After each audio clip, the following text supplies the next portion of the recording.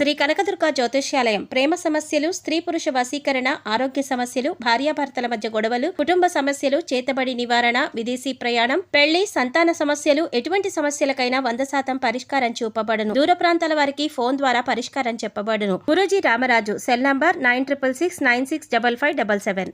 ఓం శ్రీమాత్రే నమః. ఛానల్లోకి స్వాగతం అండి. ఎవరు నమ్మినా నమ్మకపోయినా సింహరాశి వారి జీవితంలో జరుగుతున్నది ఇదే. పితృరుణ శాపం వల్ల మీ జీవితంలో ఇబ్బందులు చోటు చేసుకోబోతున్నాయి. మీరు ప్రారంభించే ప్రతి పనిలో సక్సెస్ అనేది మీకు కలగాలంటే ఆలస్యమవుతోంది. ఆర్థికంగా ఎన్నో ఇబ్బందులు ఎదుర్కొంటున్నారు. పితృరుణ శాపం అనేది మీకు ఏ విధంగా కలిగింది? మరి పితృరుణ శాపం అంటే ఏమిటి? పితృరుణ శాప ప్రభావం మీపైన ఎంతవరకు ఉంది? పితృరుణ శాపం నుంచి సులభంగా బయటపడడానికి మీరు చేయవలసిన పరిహారాలేమిటి? ఏ విధంగా చెయ్యాలి, ఎప్పుడు చెయ్యాలి అనే విషయాలన్నీ కూడా ఈ వీడియోలో మనం వివరంగా తెలుసుకుందాం.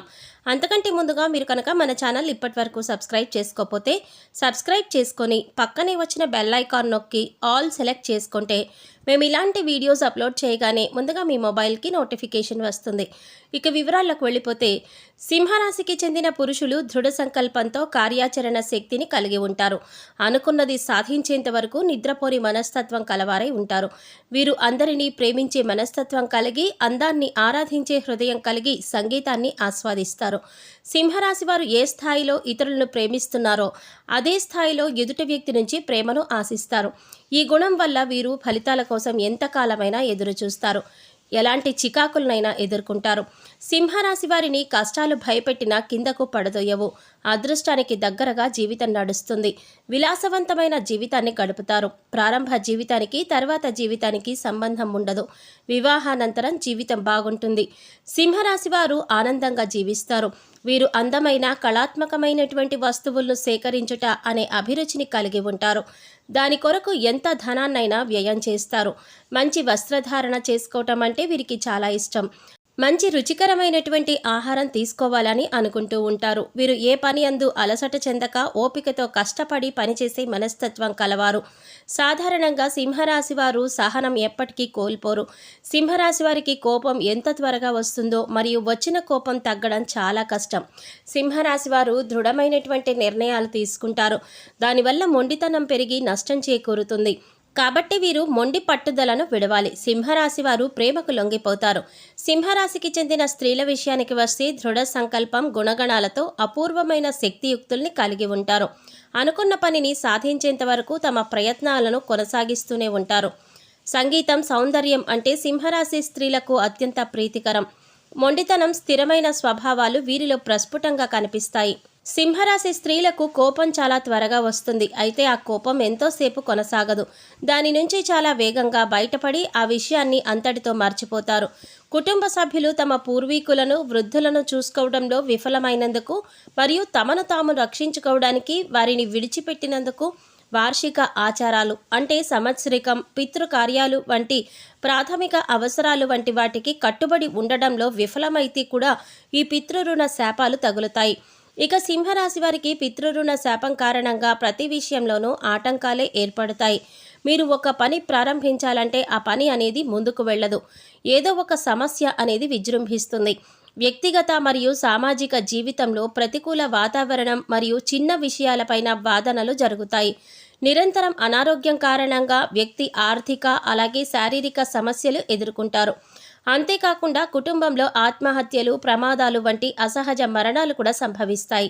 ఎక్కువ కాలం కుటుంబంలో ఏదైనా కార్యాలు నిర్వహించేందుకు ఆటంకాలు ఎదురవుతాయి. అంతులేని పేదరికం సింహరాశి వారికి సంభవిస్తుంది.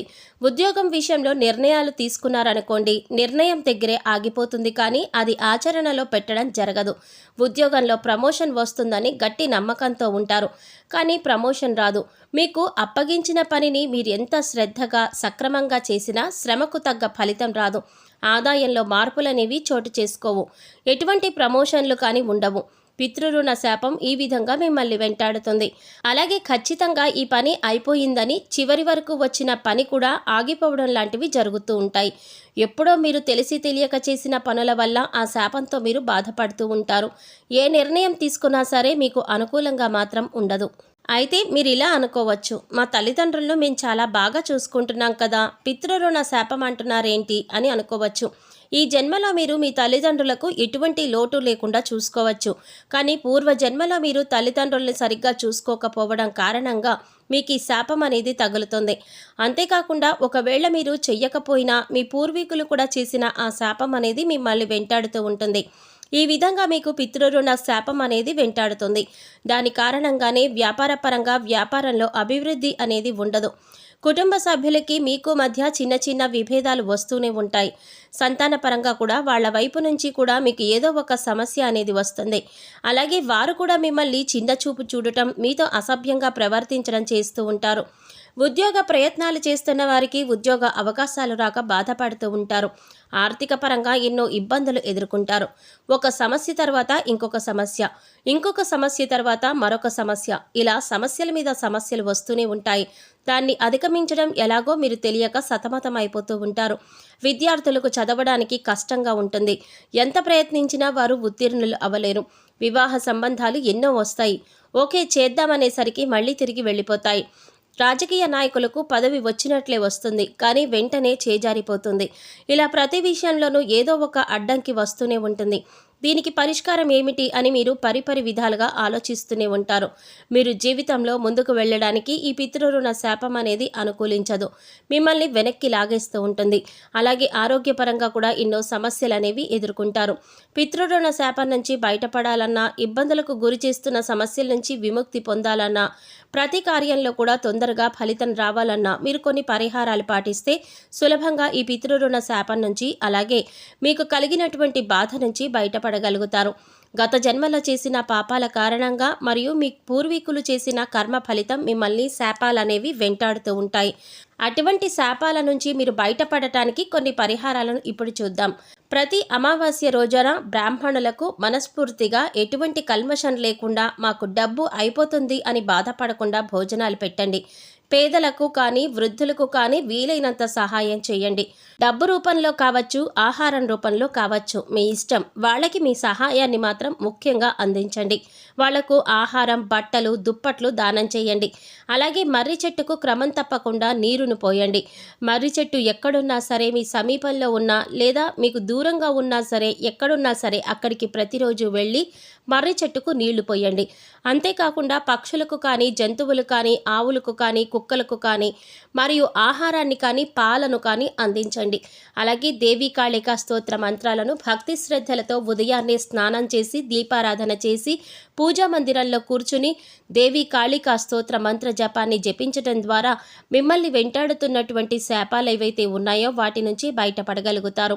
అలాగే రోజు ఉదయాన్నే సూర్యుడికి నీటిలో నువ్వులను కలిపి ఆ నీళ్లను సూర్యభగవానుడికి మనస్ఫూర్తిగా గాయత్రి మంత్రాన్ని భక్తి శ్రద్ధలతో చదువుతూ సమర్పించండి. ఇలా చేయటం వలన మీరు పితృరుణ శాపం నుంచి బయటపడగలుగుతారు. సో చూసారు కదండి, సింహరాశి వారికి పితృరుణ శాపం వల్ల కలిగే ఇబ్బందులు ఏమిటి, అంతేకాకుండా వాటి నుంచి బయటపడడానికి మీరు చేయవలసిన పరిహారాలు ఏమిటి అనే విషయాలన్నీ కూడా ఈ వీడియోలో మనం వివరంగా తెలుసుకున్నాం కదా. ఈ వీడియో మీకు నచ్చినట్లయితే లైక్ చేసి మీ ఫ్రెండ్స్ అండ్ ఫ్యామిలీ మెంబర్స్లో సింహరాశి వారు ఎవరైనా ఉంటే వారితో మర్చిపోకుండా ఈ వీడియోని షేర్ చేసుకోండి. అలాగే ఇప్పటి వరకు మన ఛానల్ కనుక సబ్స్క్రైబ్ చేసుకోకపోతే సబ్స్క్రైబ్ చేసుకొని పక్కనే వచ్చిన బెల్ ఐకాన్ నొక్కి ఆల్ సెలెక్ట్ చేసుకుంటే మేము ఇలాంటి వీడియోస్ అప్లోడ్ చేయగానే ముందుగా మీ మొబైల్కి నోటిఫికేషన్ వస్తుంది. మరో చక్కటి వీడియోతో మళ్ళీ కలుద్దామండి. ఓం శ్రీమాత్రే నమః.